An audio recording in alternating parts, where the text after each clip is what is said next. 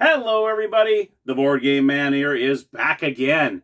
And as promised, we're going to be looking at part 2 of my Sushi trilogy right now. Today, we're going to be looking at Sushi Go Party. Now, this game was made back in 2016 by Gamewright Games. And what's really great is, unlike Sushi Go, which was 2 to 5 players, you can really bring the party in this game. This is a 2 to 8 player game. Now, not only do they have the classics in this game, such as the tempura, you also still have the sashimi, you still have all the originals, but just a few others we got, like soy sauce, and you have fruit, and you also have tofu, and edamame are just a few of the new items that are in this game. So let's head on over to the Gamers Table, and I'll show you how to play Sushi Go Party.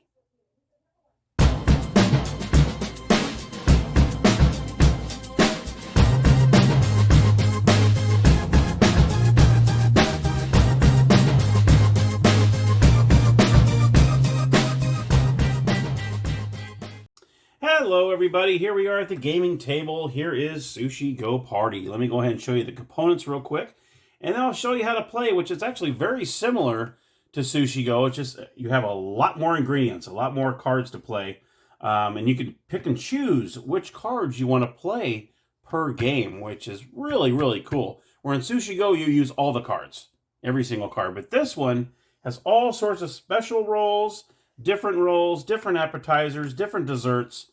Really, really cool. So here is the instruction booklet, Sushi Go Party. It's really, really nice.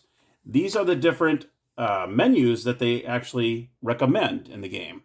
So as you can see here, every game you'll use the same 3 sushis that you did in the original. So this isn't even a card. This is actually on the thing. So you're always going to use those 3. You choose a roll, 2 special rolls, 3 appetizers, and a dessert. So for every game, and this kind of shows you my first meal. It shows you, and then you got Sushi Go, Party Sampler, Master Menu. Then you got Points Platter, Cutthroat Combo, Big Banquet, Dinner for 2. Or, like I said, you can create your own menu. So you can actually choose whatever ones you want in the game and just place them on here. That way you know what cards are in play. Really, really neat. Or in Sushi Go, you used all the cards. You just used all the deck. You hand them out. You only maybe used, 2 or 3 cards you didn't use. But in this game, you actually pick and choose which ones you want to do. Here are the menu cards. And what these are is it'll tell you on the top what it is. You see you got appetizer on the top, special, and then you have rolls, and then you have the desserts.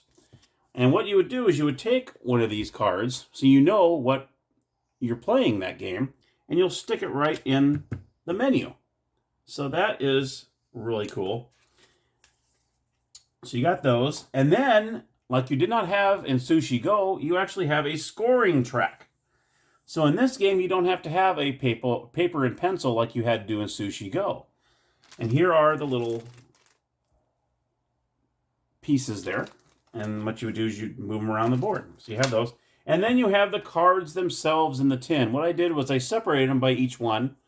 That way, when the game starts, when you pick and choose which ones, you're going to take them out of the box. So, for instance, in this game, if you're going to play the onigiris, okay, you got them right here. You just take them out and you place them in the deck, okay? And they have little grooves in there, so you can probably see the grooves right there. So each set of cards, you can place them right in each groove, so you'll be able to just pick them right out, which is really cool.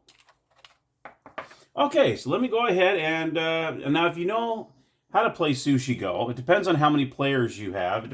What you do is you would hand out the cards to the amount of players that are in the game. Obviously, I think it shows right in the front here. If you have, I know that, there we go. So if you have a 2 to 5 players and 6 to 8 players, so it's a different kind of, when it comes to how many desserts that you put in the game. And then you have, here's the deal, place down. So 2 to 3 players, you're going to give each player 10 cards. 4 to 5 players, 9. 6 to 7 players is 8. And 8 players, every player gets 7 cards. So like I said in the intro, it is different. Where Sushi Go has 5 players, Sushi Party goes up to 8. So obviously the card count will change. So let me go ahead and show you the different items in the game. This is the most exciting part of it. So you do have the originals that you had in the first game. So you have the dumpling, you have the tempura, and I'll go over each one of these. Obviously, the dumplings, if you haven't seen the Sushi Go, for every dumpling you get, it depends on how many you get, is how many points you get. So if you have one dumpling, you get 1. 2 dumplings, you have 3. 3 dumplings, you have 6, and so on. It goes up to 5 and 15. If you get a 6th dumpling, you don't get any points for it. It's only up to 5. Okay. Then you have the tempura. This is in the original as well. In fact, I have all the originals first, and then I have all the new ones towards the back here. The shrimp tempura, obviously, times 2. If you need 2 of them to score 5 points. And then the sashimi, you get 3 of them for 10. So none of these change from the original. All these are exactly the same. The maki rolls, obviously, whoever has the most gets 6. Second most gets 3. If you have a tie, obviously, the 2 players that have the most split it. So you each get 3 points, but then no one gets the second place. But if one person has the most and they have 6, but then 2 people tie for second place, then you would split it, but then you would round down. So in this case, every player, if there was 2 players, they would get 1 point if they tied for second place. The wasabi. This was in the original as well. And with this alone, you don't get any points. But if you do have a sushi to it, you got the egg, salmon, and the squid. When you add those to this, it is times 3. Okay. Then you have the chopsticks. The chopsticks are in this game as well. And what you do when you get the chopsticks is when you play the chopsticks, you were able to grab 2 cards instead of 1. So this can be pretty nice at the beginning part of the round. At the end of the round, you probably end up getting stuck with it. Because what happens is when you use your chopsticks, it goes back in the deck where it goes from player to player. And usually you don't get any points for this. You never get any points for the chopsticks. It's always you're having 2 cards instead of 1. And then, of course, the dessert in the original game was the pudding. And if you have the most pudding, you have 6. And the least, you get -6. Okay, now we're going to move on to the new items that are in Sushi Go Party that were not in Sushi Go. Here is the miso soup. I love the way the miso soup looks. It's pretty cool. I like the little eyebrows and the mustache there. Now, in this game, when you play a miso soup, okay, say you have a miso soup in your hand, you play it. If nobody else plays it that turn, you will get 3 points. If somebody else does play another miso soup card the same time you do, neither one of you get any points. So it's only if you're the only one that plays a miso soup. Okay? And that is an appetizer. Then you have the appetizer for the onigiris. Now this one is the unique shapes. So say there's 4 different onigiris in the game. And you have the 4 right here. Okay? If you have 1, then you obviously get 1 point. If you have 2, then you have 4, 3, and so on. And they're unique shapes. So you can't have, 2 of this and get 2. It's each one of these. Okay? So if you have all 4 of these, all 4 different ones, then you end up with 16 points. The next one is the eel. Now this is an interesting one. This is an appetizer. If you only end up with 1 eel, you get -3 points. If you end up with 2 eel, you get 7 points. So that's an interesting one. So you want to make sure that there's at least hopefully more than 2 eels in the game, because you don't want to take a chance, grab one of these, knowing that there's no other eel in there. And another appetizer is the tofu. Now tofu, it's pretty self-explanatory. If you get 1 tofu, you get 2. 2 tofus, you get 6. But if you get 3 or more, you get 0. So you don't want to get overpowering with the tofu. All right. Then you had the edamames, which I absolutely love when you have sushi. These are actually really cool. These are those little pea pods that you get. And this is per opponent with any edamame. Now this is interesting. The maximum is 4 players. So the player that has, for every, how can I explain this? What you do is for every edamame, okay, hard for me to say that, you would get 1 point for every edamame you have. Okay.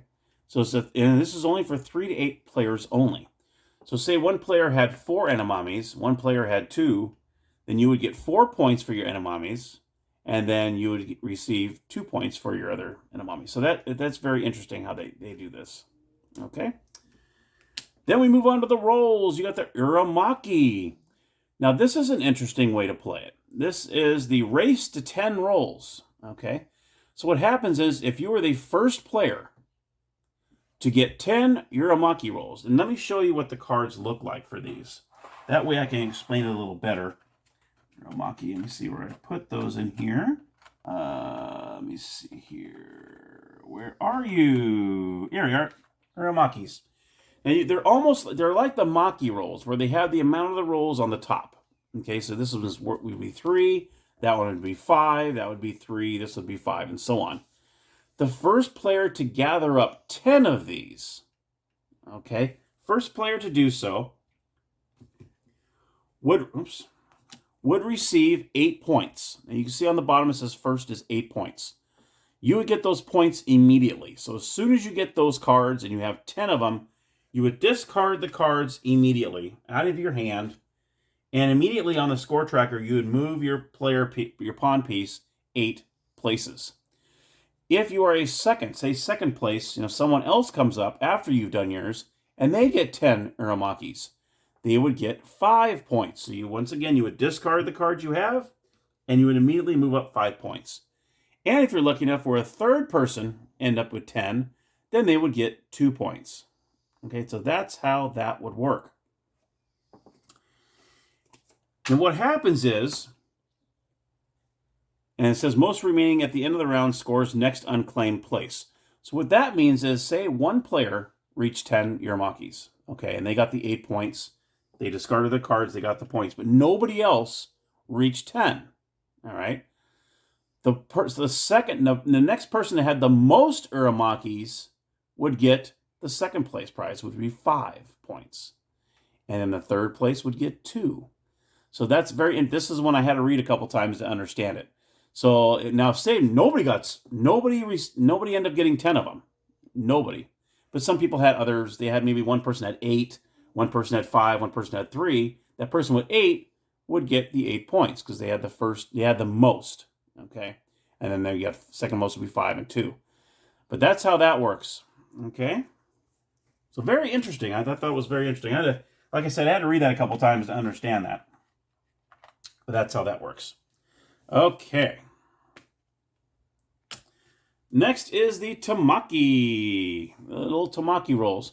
This one's kind of easy. It's no penalty in a 2-player game, but this is almost similar to the kind of the pudding, I guess you could say. The one with the most Tamakis gets 4 points, and the fewest get -4. Okay, so that's pretty self-explanatory. Then you move on to the special. This is the soy sauce. Now, if you have the most different colored cards at the end of the round, now you can see how the cards have different colors on them. So, for instance, the Uramaki is green. Then you have, say the pudding is pink. There's different colors, which you might not even realize actually. But if you play the soy sauce card, and you have the most different colors. So, say you had 4 different colored cards, and everyone else had 3, 2, or 1. You would receive the 4 points. And that's what the soy sauce is for. Then you have the special order. Now this is from 2 to 6 players only. And this copies the card that special order is pointed at when played. So what happens is, say you have a card out that you have, let's just say you have a squid. So say you have the squid laying out here. What you can do is you can play your special order card, and it matches the scoring that you have on this card. So in this case, if you place the special order card with here, you would end up getting 6 points instead of 3. It actually mirrors the points that you got for that card. So that's what the special order card is for. And that is only good for 2 to 6 players. Here is the tea. I love green tea. I usually have the iced green tea when I have sushi. I don't think I like the hot tea, but when I'm having a sushi, I actually have iced green tea. Oh man, it's awesome. Per card in your biggest set of a single color at the end of the round. Okay, so you would get per card in the biggest set of a single color. So say you had, 3 pinks and that was the most you had of one color. Okay, then you would get the 3 points. You get 1 point for every one of the cards of a single color that you had. That was the biggest set that you had. Okay, that's what tea is. Another special one is the menu. Now, I thought this was kind of fascinating. This is interesting. If you play the menu card, okay, what you do is you would draw 4 from the deck. If you draw 4, you would choose one of those cards. And you can play that card. And then you go ahead and get rid of the 3 cards, the other 3 cards that you draw. Okay, they're not added to the game. You just draw 4 cards, you look at it, and you go, I want to choose this card. You discard the other 3, and you play that 1 card, and the menu goes into the discard part as well. So that's how it is. Just draw 4 cards, play 1, and return the rest, and shuffle the deck. Very, very interesting. So that's what the menu card does. Now, you cannot choose another menu card. So say you drew 4, and one of them was the menu. You can't pick the menu again and draw 4 more cards. You can't do that. It's only a one-time deal. So if you draw a menu card again, then you only have the 3 out of the 4 to choose from. Then you have the Takeout Box. This is when you flip over any previously played cards, and they are now worth 2 points. So say you have some cards, and the best time to use this would probably maybe if you had the sashimi in your game, where you only had 1 of them, or you only had 2 of them, and you couldn't complete the set. You can use the Takeout Box. You would flip those cards upside down, so now they're no longer valued, the points that are on there, and you would get 2 points for each one of them. Okay, this would work for the egg. Like the egg sushi is only worth 1 point. You can use that, and you can use as many of these cards as you want to flip them upside down. They no longer are worth the value that's on the card, and they're automatically all worth 2 points each. So that is the Takeout Box. Very interesting little card there. That's another one I had to read a couple times to figure that out.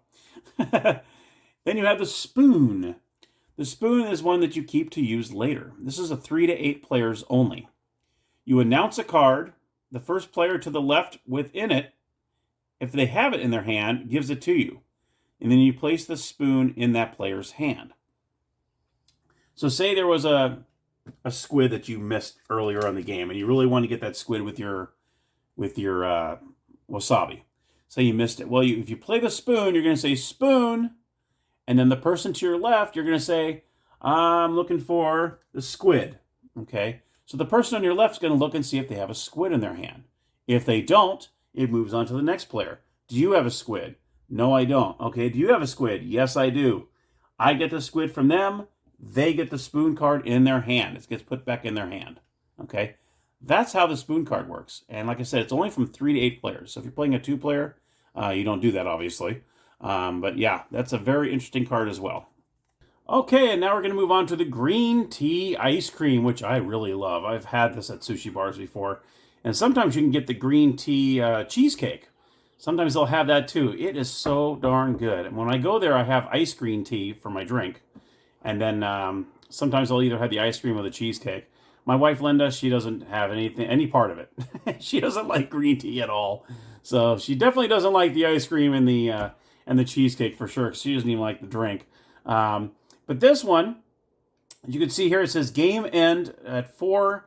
So if you get 4 of these, you get 12 points by game end. So this is just like the pudding, where you put it aside, and if you end up with exactly 4, and it doesn't say 4 plus, but if you're exactly at 4, you would get 12 points. So you have to have exactly 4 in order to get those 12 points. So that is the green tea ice cream. Okay, so now I'm going to go over the fruit. Now you can see here, it shows the game end per type. So what you'll do is you can see here, if you have none, it's -2. You have 1 is 0, 2 is 1, and so on. Let me go ahead and explain that. This is one of those that I had to read a couple times too, just to get used to it and get to find out what exactly they're talking about. So here's what the cards look like. You see that there's 3 different types of fruit. You have the watermelon, you have the pineapple, and you have orange. I'm assuming that's orange. Maybe it's mango. I'm not too sure. They don't say in there.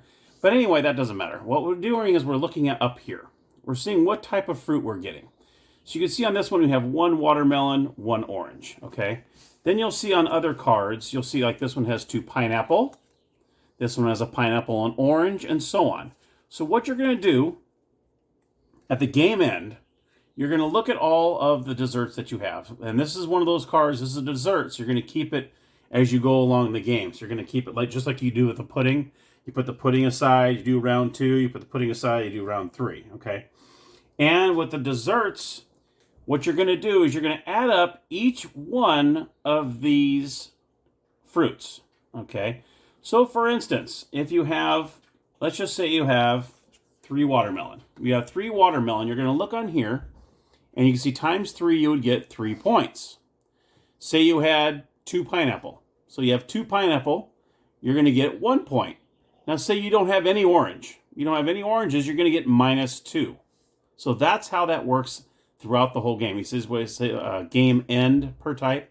So these are the ones at the end of the game. You're going to count up all the ones that you have here, and then that's when you determine how many you have of each type.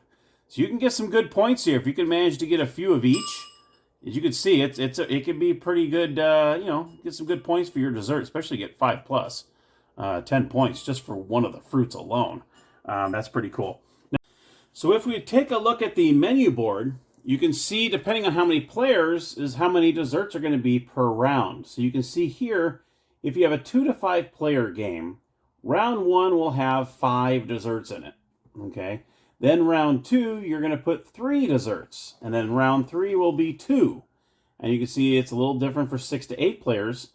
And the first round, you'll start off with 7 of the desserts in there. Then round 2 will start with 5. And then round 3 will have only 3 desserts in there.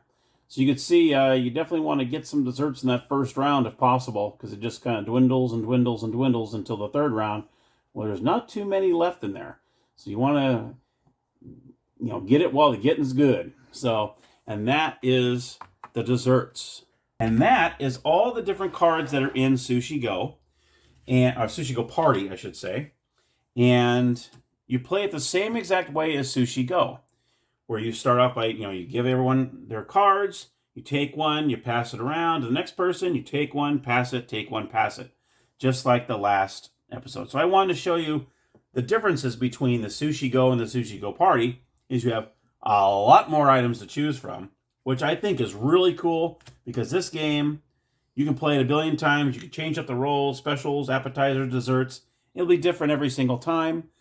I think one of the really great things is the score tracker. You did not have a score tracker in Sushi Go.